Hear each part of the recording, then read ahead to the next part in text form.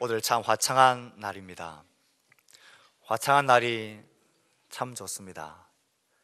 그런데 이 화창한 날만 1년 365일 계속 되어지면 어떤 분들은 이 땅이 사막화 되어 버린다고 말하였습니다. 때론 바람도 불어야 되고 비도 와야 하고 이런 어려움들이 또 좋지 않은, 우리식으로 말하면 좋지 않은 일이지만 이런 것들이 다 모여서 이 땅을 아름답게 가꾸어가고 생명을 유지하게 만들어가는 것입니다. 우리의 삶도 마찬가지입니다. 우리의 삶이 형통한 날만 계속 되어지면 그것이 복이고 참 좋을 것 같지만, 형통한 날만 계속 되어지는 것은 학생이 공부는 계속 하는데 시험을 전혀 치르지 않는 그런 것과도 같은 모양새가 되어버립니다. 그러면 학생들은 저마다 나는 공부를 꽤 한다라고 다 착각을 하고 그렇게 스스로 생각하며 살아가게 되어져 있습니다. 사람도 그렇습니다. 형통한 날만 내 가운데 계속 되어지면 그럭저럭 내가 괜찮은 삶을 살아가는 것이구나 라고 오해를 하게 되어집니다. 충신은 나라가 어려울 때 나타나는 법입니다. 친구도, 진짜 친구는 내 삶이 형통할 때가 아니라 고통스러울 때에, 고난스러울 때에 그때 드러나는 법입니다. 형제 우애도 마찬가지입니다. 형통할 때 다 좋게 지내는 것 같아 보입니다. 하지만 고난의 때, 어려울 때, 곤궁할 때 딱 재보면 진짜 형제 우애가 드러나는 것입니다. 우리의 인생도 마찬가지입니다. 내가 꽤 괜찮은 사람인지 아닌지, 그 사람의 진정성이 괜찮은지 안 괜찮은지는 형통할 때 드러나지 않고 어렵고 힘겨울 때에 드러나는 것입니다. 사람이 코너에 한번 몰려봐야 그때 진짜 자신의 모습이 드러나는 것입니다. 그게 내 모습인 것입니다. 하나님을 향한 우리의 믿음도 마찬가지입니다. 형통할 때에 나의 믿음이 꽤 괜찮은 것처럼 우리는 그렇게 생각하며 삽니다. 하지만 곤고한 날이 딱 이르러 보면, 하나님의 손길이 더 이상 보이지 않는 부재의 현실이 딱 되어져 보면, 그때 비로소 나의 진짜 믿음의 모습이 드러나게 되어지는 것입니다. 우리의 삶은 이렇게 형통할 때와 형통하지 않는 고난의 때, 이 두 양극단을 오르락 내리락 하면서 살아가는 게 우리 인생의 모습입니다. 우리의 인생이 이렇기 때문에 이 두 극단에 대한 우리의 믿음의 모습도 두 종류의 모습에서 왔다 갔다 하면서 살아가게 되어져 있습니다. 형통할 때에도 우리의 믿음이 자라긴 합니다. 하지만 고난의 때 진짜 우리 믿음의 성숙이, 깊이가 더해지는 법입니다. 오늘 우린 욥의 모습의 한 부분을 읽었습니다. 앞부분은 욥이 그 모든 어려움 가운데서도 하나님을 욕하지 아니하고 입술로 범죄하지 아니한 욥의 믿음의 순전성을 봅니다. 그리고 뒷모습에는 그 욥의 소식을 듣고 달려온 친구들의 태도를 보게 됩니다. 고난의 현장이 나의 일이 되었을 때에 우린 어떻게 해야 합니까? 이 고난은 나의 믿음을 성숙시키고 하나님을 향한 나의 믿음의 순전성을 정결하게 만들어주는 귀한 연단의 시간입니다. 우린 지금까지 욥의 모습을 두 차례 살펴보았고 오늘 세 번째입니다. 이 고난의 때가 반드시 우리에게 오게 될 터이고 또 지나갔거나 겪고 있거나 경험하게 될 것입니다. 이것이 나의 문제, 나의 시간이 되었을 땐 우린 욥을 기억해야 합니다. 이 고난의 때는 없으면 좋은 게 아니라 이 고난의 때야말로 나의 믿음의 진정성을 회복할 수 있고 점검할 수 있고 성숙시킬 수 있는 기회의 시간입니다. 사단은 우리에게 늘 고소합니다. 하나님, 저 성도들이 하나님을 까닭없이 섬길 리가 없습니다. 하나님이 그들에게 복을 주시고 울타리로 그들을 두르시고 그들을 형통하게 하시니까 하나님, 저들이 하나님을 섬기고 예배하는 거지요. 하나님이 그 울타리를 다 제하여 버리고 주신 것을 다 뺏어가 보십시오. 이들 중에 누가 한 사람이라도 하나님을 섬길 사람이 있겠습니까? 저들이 까닭 없이 하나님을 섬길 이가 없습니다. 사랑하는 성도 여러분, 고난의 때에 이 사단의 고소를, 질문을 가슴 깊이 새기셔야 합니다. 그리고 앞서갔던 욥이 그 질문에 어떻게 온몸으로 그게 아니다라고, 그렇지 않다라고 말했던 한 사람이 우리 앞에 있었다는 사실을 기억합시다. 고난의 때는 멸망의 때가 아니라 나의 믿음의 깊이를 더할 수 있는 기회의 시간, 하나님의 특별한 은혜의 손길이 나에게 임하는 시간입니다. 사랑하는 성도 여러분, 이런 고난의 때가 나에게 닥쳐올 때에 욥이 발견했던 하나님의 위대하심을 발견할 수 있기를 축복합니다. 평상시 하나님을 갈망하고 하나님 자신을 예배하고 하나님을 즐거워하고 그분과 친밀하게 교제한 이 교제의 삶을 통하여 우리는 하나님을 알게 됩니다. 하나님이 얼마나 위대하신 분인가, 하나님의 위대하심을 알게 될 때 우리는 하나님의 위대하심 앞에 변치 않는 충성을 하게 됩니다.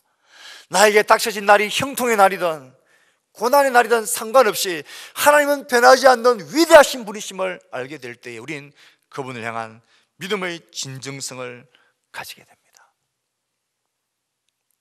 고난의 문제가 나의 문제가 될 때 욥을 기억하며 이 믿음의 걸음을 포기하지 말고 걸어가야 합니다.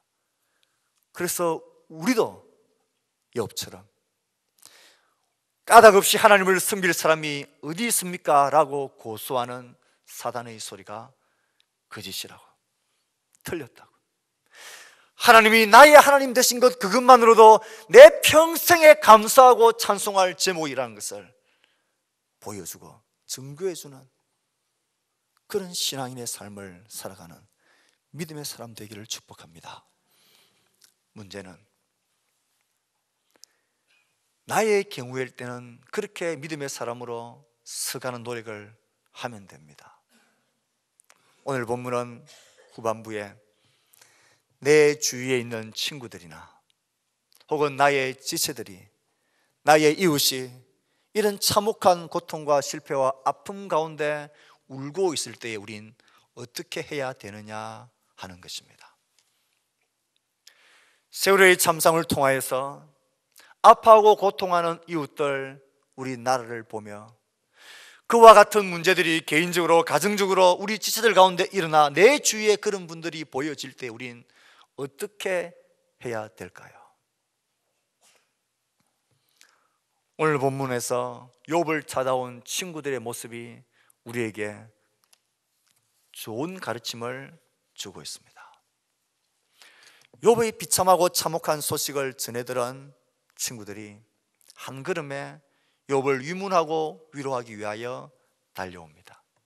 엘리바스, 빌닷, 소발이 욥의 소문을 듣고는 우리가 이렇게 있어서는 안 된다. 시간을 정하고 약속해서 한날 같이 욥을 방문하기 위하여 찾아옵니다. 저 멀리에서 욥의 모습이 어렴풋이 보이는데 평소에 보았던 욥의 모습이 아닙니다.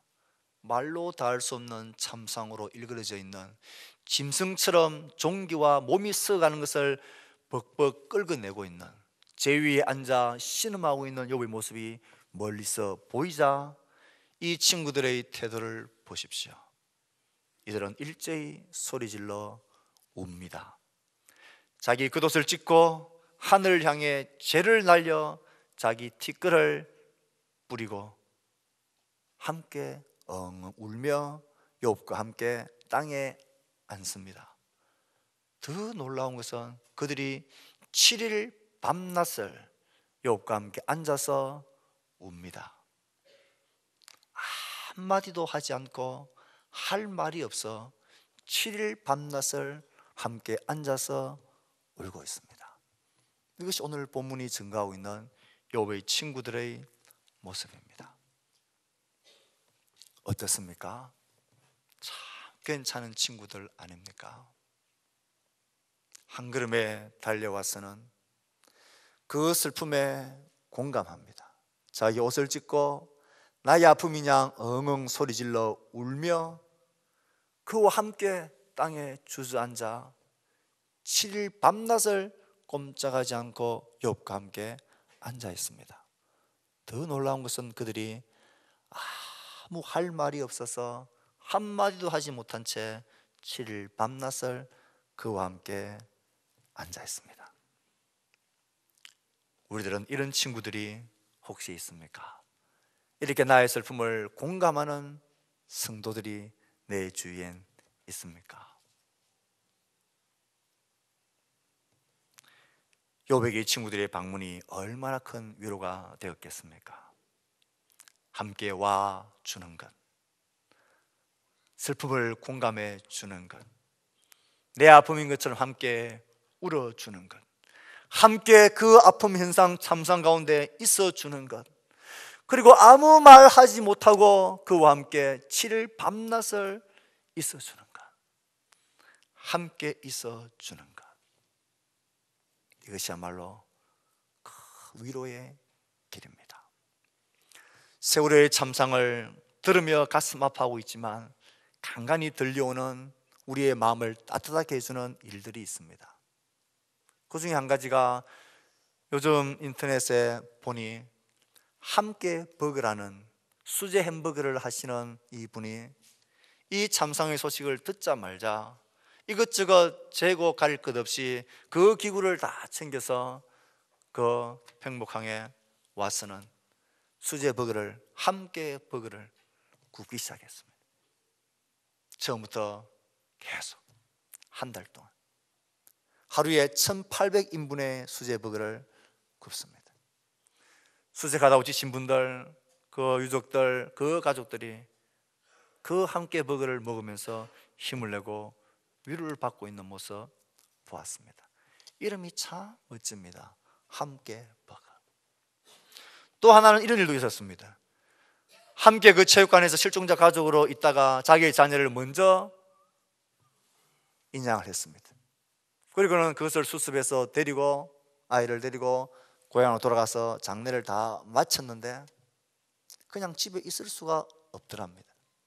그 체육관에서 함께 아파하며 울고 있던 그 똑같은 다른 자녀를 잃어버린 그들이 눈에 밟혀서 도무지 있을 수가 없어서 자기의 자녀 장례를 다 치르고 다시 차를 타고 그 체육관으로 올라와서 봉사를 합니다. 손잡아주고 함께 울어주고 함께 밤을 새우면서 그곳에 있어주는 것, 이것이 함께함의 능력입니다. 이것이 공감의 능력입니다. 오늘 욥을 방문하고 찾아온 친구들, 함께 울며 가슴을 찢으며 함께 땅에 앉아 7일 밤낮을 한마디도 하지 않고 함께 있어 주었던 이 함께함의 능력, 이것은 지체들의 고통을 나누는 임재의 사역이라 표현할 수 있습니다.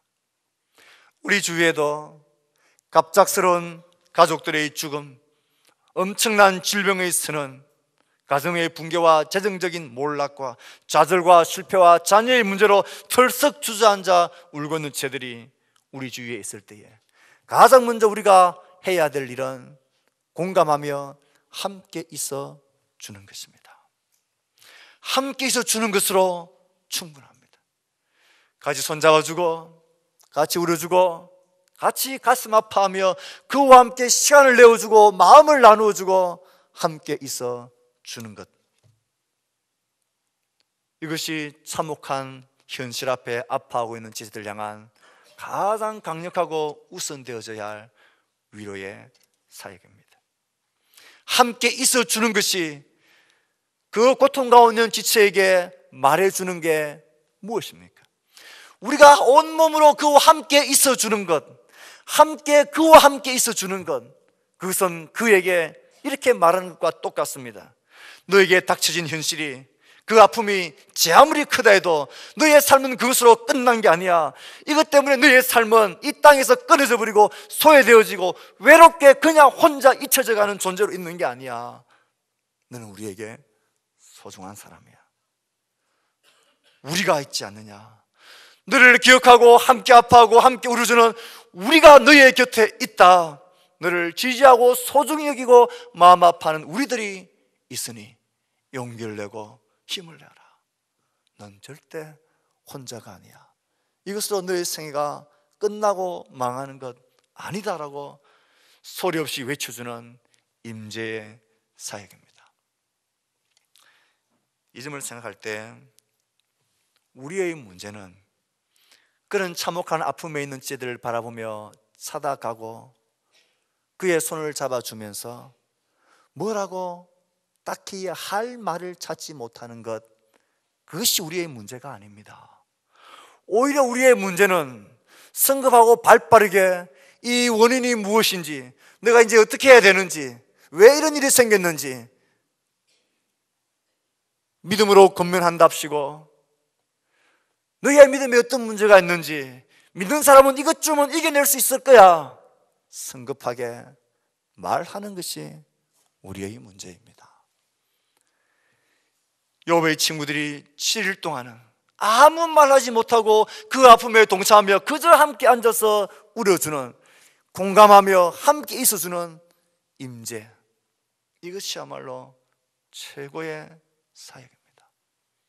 사랑하는 성도 여러분, 우린 할 말을 찾지 못해 할 말이 없는 것이 문제가 아니라 오히려 하지 말아야 될 말들을 성급하고 발빠르게 하는 것이 우리의 문제입니다.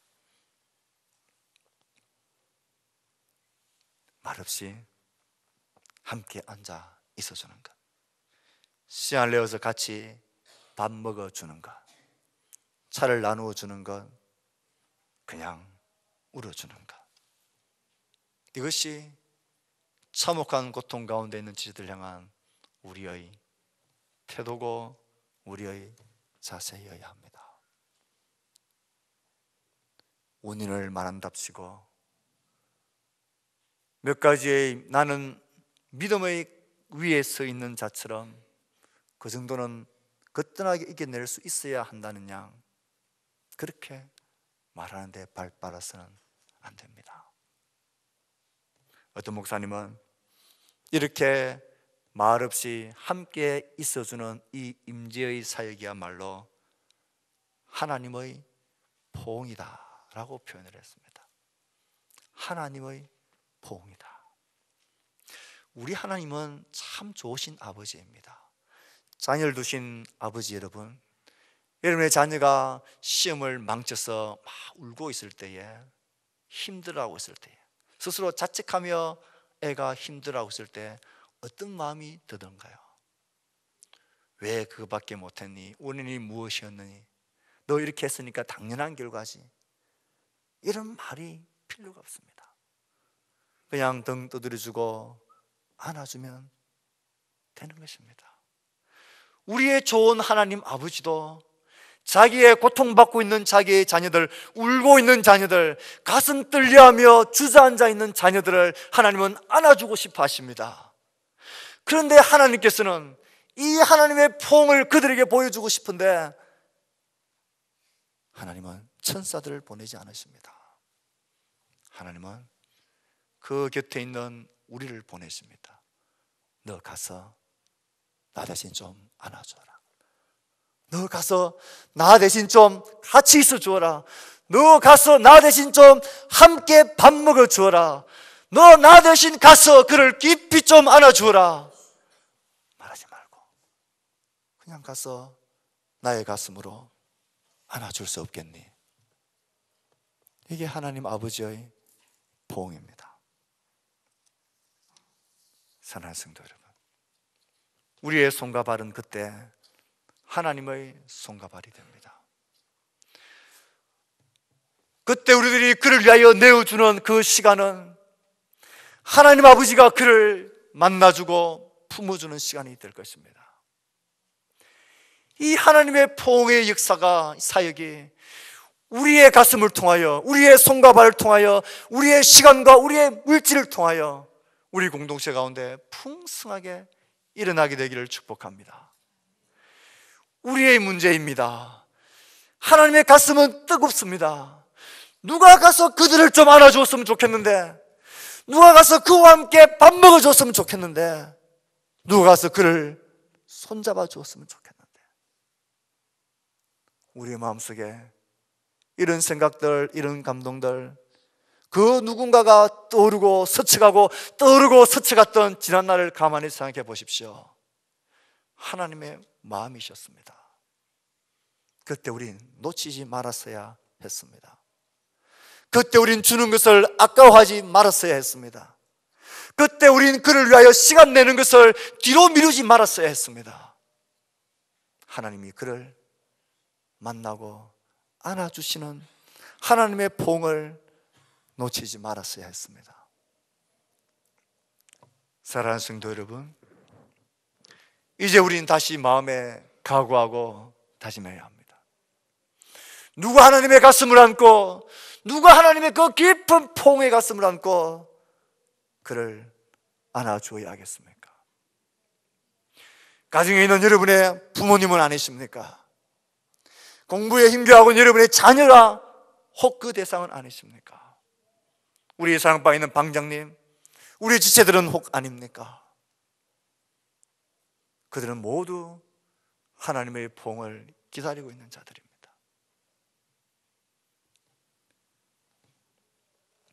함께 있어주는 것, 고통을 나누는 임재의 사역이자 하나님의 포옹의 사역입니다.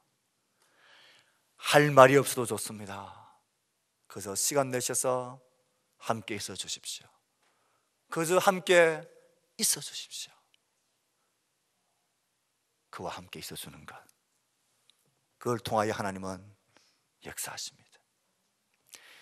이 말씀을 정리하면서, 마무리하면서 이런 생각이 들었습니다. 우리 가운데 참 좋은 전통이 하나 있는데, 그 참 좋은 전통이 때때로 안 좋게 사용되어지고 영향을 미칠 때가 있는 것을 보게 되는 게 있습니다. 그 좋은 전통이란 다름 아닌 부조라는 전통입니다. 저는 이걸 생각할 때에 참 좋은 것인 것 같아요. 저도 아버지가 갑자기 소천하셨을 때에 울산에 있을 때였는데, 그 많은 성도들이 와서 조금씩 돌아보며 마음을 나누어 줄 때에 그것으로 모든 장례를 다 치렀습니다. 그 부조의 힘이 대단하고 좋더라고요. 참 감사하더라고요. 그런데 이 부조가 악용되어지는 경우가 있습니다. 우리 아버지 돌아갔을 때 저 집은 우리 집에 왔나 안 왔나, 얼마 하고 갔지? 저 집 아들 결혼할 때, 우리 집 결혼할 때에 우리 아들 보낼 때에 저 집에 왔었나 안 왔었나, 이렇게 사용되시더라고요. 여러분, 그건 버려야 됩니다. 그건 체면 문화를 앞세우는 뿌리박은 유교주의입니다. 버리셔야 합니다.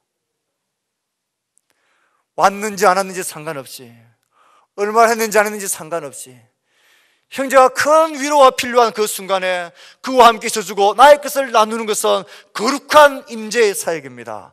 하나님의 포옹으로 그를 안아주는 사역입니다. 그가 나에게 왔는지 안 왔는지, 얼마나 했는지, 이렇게 돈의 논리를 쫓아서 우리가 돈에 굴복하고 살았어야 하나님의 사람이라 할 수 있겠습니까? 이 아름다운 전통을 성경적인 전통으로 더욱더 가꾸어 가야 합니다. 우리 집에 그가 돌 보았나, 와 보았나, 안 보았나, 그것은 우리의 기준이 되어서는 안 됩니다. 또 어떤 분은 이런 것도 있습니다. 시간은 되는데, 그 장례식에 참석해서 위로해주고 손잡아주고는 싶은데 돈이 없어요. 그래서 못 가겠다는 것입니다. 그 생각도 버리셔야 합니다.